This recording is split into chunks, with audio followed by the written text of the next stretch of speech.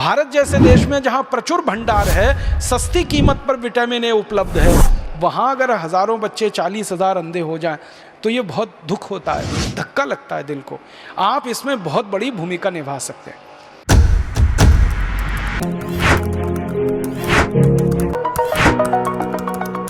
इस तरह की जो समस्याएं हमारे देश में हैं, इनमें बहुत बड़ी भूमिका निभा सकते हैं। विटामिन सी की कमी हो जाए हमारे भारत देश में, तो आप जानते हैं कि इस देश में विटामिन सी का बहुत बड़ा स्रोत है आंवला, आसानी से उपलब्ध है, 10, 12, 15 रुपए किलो में आसानी से उपलब्ध है। जब सीज़न आता है तब आप इसको इकट्ठा करके रख सकते हैं और इसको सालों साल इस्तेमाल कर सकते हैं। अपने पतंजलि योगपीठ की तरफ से तो आंवले के कई उत्पादन हैं, लेकिन लोग चाहें तो इसको अपने घर में ही तैयार करके हमेशा के लिए रख सकते हैं। इतना बड़ा स्रोत है विटामिन सी का।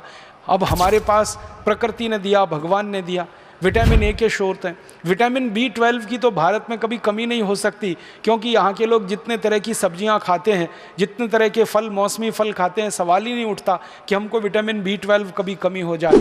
ऐसे हमारे देश में प्रकृति के द्वारा जो बहुत सारे समृद्ध पदार्थ हैं, सस्ते हैं, कीमत में आसानी से उपलब्ध हैं, हर जगह होते हैं। सबसे बड़ी बात है कि आंवला भारत में हर जगह आसानी से मिल जाता है, गाजर भारत में हर जगह आसानी से मिल जाती है, टमाटर हर जगह आसानी से मिल जाता है।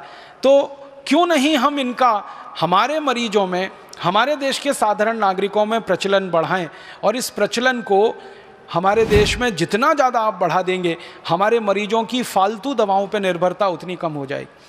कैल्शियम की कमी के आपके पास जितने सारे मरीज आते हैं और आप उनको कैल्शियम के बहुत सारे स्रोत बताते हैं, और आप भारत में बहुत सारी सस्ती चीज़ों से कैल्शियम को उपलब्ध करा सकते हैं।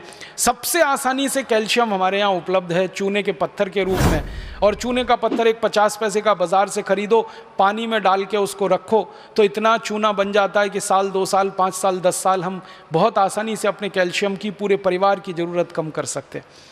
आप भारत के लोगों को एक छोटी सी बात कहिए, विनम्रता से मैं आपसे कहना चाहता हूँ कि लोगों से कहिए कि कैल्शियम की कमी पूरी करनी है तो सेंडोज की गोलियाँ ले आते हैं। कैल्शियम सेंडोज की सैकड़ों रुपए की गोलियाँ आती हैं। बेचारा गरीब आदमी तो सोच के ही परेशान हो जाता है, फिर उसका खर्चा बहुत बढ़ जाता है।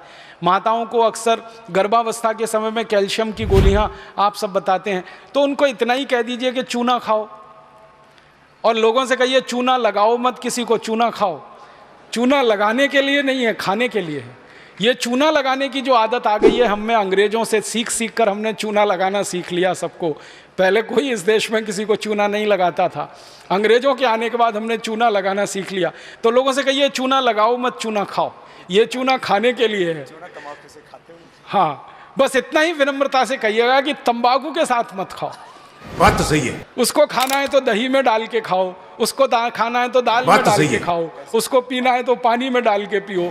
मामूली सी मात्रा जीरे के दाने के बराबर, गेहूं के दाने के बराबर दही में, नहीं तो दाल में, नहीं तो सब्जी में, नहीं तो पानी में आसानी से खाया जा सकता है। और बहुत बड़ा कैल्शियम का स्रोत है। भगवान ने इतना बड़ा कैल्शियम का स्रोत इस देश को दिया है, शायद ही किसी देश में होगा। वो चूने का पत्थर ही है जिससे हम सीमेंट बना रहे हैं, वो चूने का पत्थर ही है जो 20 तरह के उद्योग में जा रहा है। वो ही चूना हमारे मरीजों के कैल्शियम की पूर्ति में बहुत बड़ी भूमिका निभा सकता है। तो ये साधारण सी बातें आम आदमी के दिल दिमाग में बहुत जल्दी बैठ जाती हैं, लेकिन आप कहेंगे तो ज़्यादा अच्छे से। बात तो कोई दूसरा कहेगा ना तो कुतर्क करेगा, तुम क्या डॉक्टर हो, तुमको क्या मालूम है। लेकिन जब कोई डॉक्टर उसको कह रहा है तो बहुत गहराई से, एक तो परंपरा से आई हुई है बात, चूना उसके दादाजी खाते थे, दादाजी के दादाजी खाते थे, वो भी खाते थे, देखा है उसने। फिर आपने और जोड़ दिया उसमें कि ये कैल्शियम का सबसे बड़ा भंडार है, तो बात तो पक्की बैठ जाएगी। बात तो सही है।